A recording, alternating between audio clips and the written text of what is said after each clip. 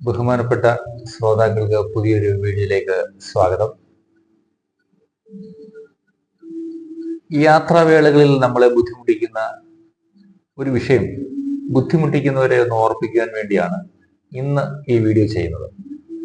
അത് മറ്റൊന്നുമല്ല, നമ്മുടെ ഈ യാത്രാവേളകളിൽ പ്രൈവറ്റ് ബസ് ഡ്രൈവേഴ്സ് ഒരു മാനേഴ്സ് ഇല്ലാതെ വാഹനങ്ങൾ പാർക്ക് ചെയ്യുന്നത് മൂലമുള്ള ഒരു ബുദ്ധിമുട്ട് ഒന്ന് ഓർപ്പിക്കുക എന്നുള്ളതാണ്. അതായത് രണ്ട് സൈഡിൽ നിന്നും ഇവർ ആളെ കയറ്റാനും ഇറക്കാനും വേണ്ടി ഒരു സ്ഥലത്ത് പാർക്ക് ചെയ്യുമ്പോൾ പുറകെ വരുന്ന യാത്രക്കാർക്ക് അവിടെ ബ്ലോക്കായി പോവുകയാണ്.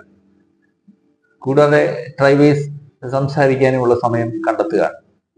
അപ്പൊ അവരുടെ ശ്രദ്ധ നഷ്ടപ്പെട്ടു പോവുകയും പുറകെ വരുന്ന വാഹനക്കാർക്ക് അത് തടസ്സം സൃഷ്ടിക്കുകയും ചെയ്യും.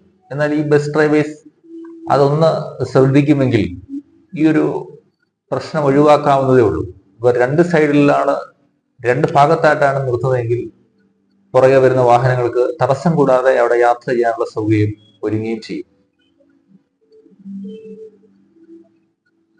അപ്പോൾ വരും ദിവസങ്ങളിൽ സർക്കാർ യാത്രക്കാർക്കായി പുതിയ സംവിധാനങ്ങളൊക്കെ ഒരുക്കുകയാണ്. അങ്ങനെ ഇരിക്കെ ജനങ്ങളുടെ നല്ല റെസ്പോൺസ് കിട്ടണമെങ്കിൽ പ്രൈവറ്റ് ബസിന്റെ ഭാഗത്തു നിന്ന്, അവരുടെ ഡ്രൈവേഴ്സ് ഭാഗത്തു നിന്ന്, ജീവനക്കാരുടെ ഭാഗത്തു നിന്ന് യാത്രക്കാർക്കും മറ്റുള്ളവർക്കും ഒരു പരിഗണനയും ബഹുമാനമൊക്കെ നൽകുന്നത് നല്ലതായിരിക്കും. കേരളത്തിലുള്ള യാത്രാവേളയിനെ ഇങ്ങനെ ബുദ്ധിമുട്ട് അനുഭവിക്കുന്ന ഒരു പ്രതിനിധി എന്ന വണ്ണമാണ് ഇന്ന് ഞാൻ ഈ വീഡിയോ ചെയ്യുന്നത്. അപ്പോൾ ദയവായി